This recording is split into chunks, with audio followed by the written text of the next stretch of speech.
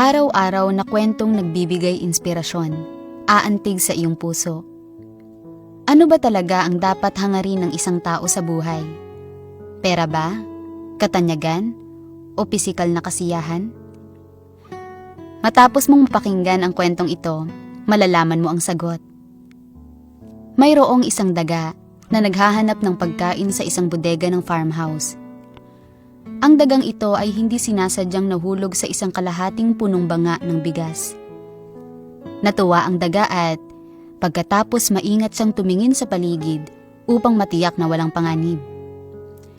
Matapos matiyak na walang panganib, nagsimula siyang magpakasawa sa masaganang pagkain. Ipinagpatuloy ng daga ang kanyang nakagawiang pagkain at pagtulog sa banga ng bigas, na namumuhay ng walang pag-aalala. Minsan, naiisip niya na tumalon na mula sa banga, ngunit hindi niya mapigilan ang tukso ng bigas. Isang araw, naubos ang bigas sa banga. Mula doon, biglang napagtanto ng daga na hindi na siya makakatalon palabas o makakatakas mula sa bangang iyon. Para sa daga, ang kalahating banga ng bigas ay naging isang huling pagsubok. Kung gusto nitong angkinin ang lahat, ang kabayaran ay ang sarili nitong buhay. Bawat dagdag na araw na nananatili ito sa loob ng banga, bawat dagdag na butil na kasakimang kinakain ito, nagdadala ito ng isang hakbang na papalapit sa kamatayan. Sa totoong buhay, karamihan sa mga tao ay maaaring pigilan ang kanilang mga sarili sa mapanganib na sitwasyon. Ngunit hindi ganoon kadali na malinaw na malaman at madaig ang potensyal na krisis na nakaamba. Ang kwentong ito ay nagtutulak sa atin na magnilay-nilay ng malalim. Marahil ay maaari nating maramdaman na ang kawalan ng kakayahan ng daga na labanan ang tukso ng bigas, na sa huli ang pagbabayad ng buhay nito ay hindi sulit. Gayunpaman, huminto tayo sandali at isipin. Paano natin haharapin ang materialistikong lipunang ito? Maaari ba nating labanan ang mga tukso ng pera, katanyagan, at pisikal na kaginawahan? Kapag walang humpay nating hinahangad ang ating ninanais o nagpapakasawa sa mga kasiyahang dulot ng pera at katanyagan sa atin, naiisip ba natin ang mahahalagang bagay na malapit na nauugnay sa ating buhay, sa kaligtasan, at sa direksyon ng ating tadhana?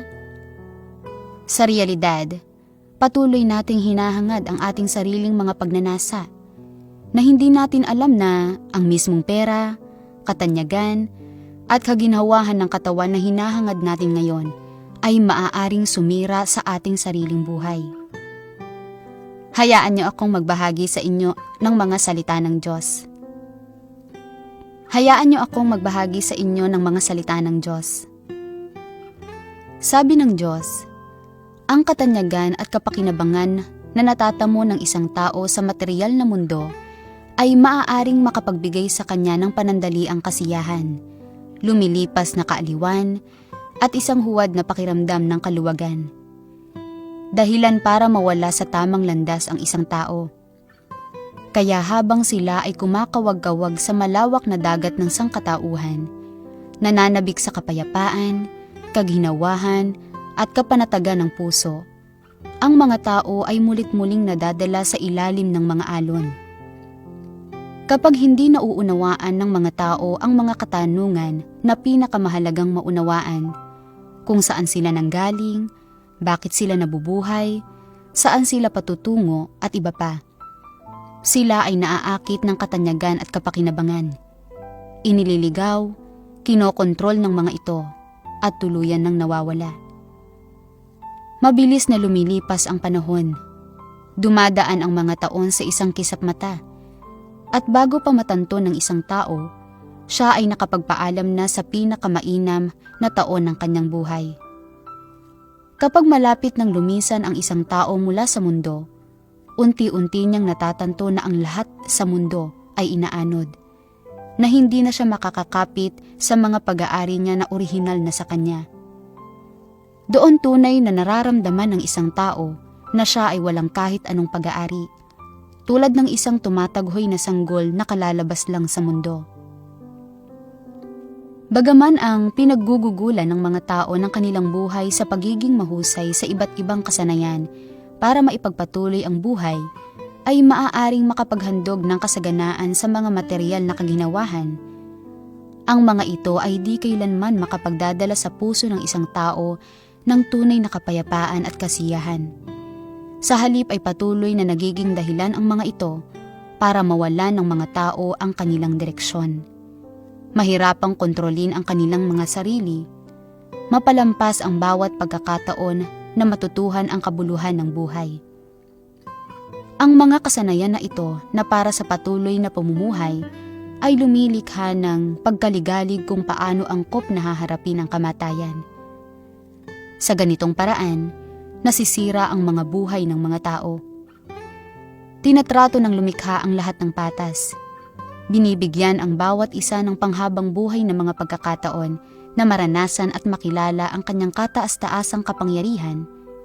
Subalit tanging kapag papalapit na ang kamatayan, kapag nakaamba na sa isang tao ang kawit ni kamatayan, ay saka pa lamang makikita ng tao ang liwanag.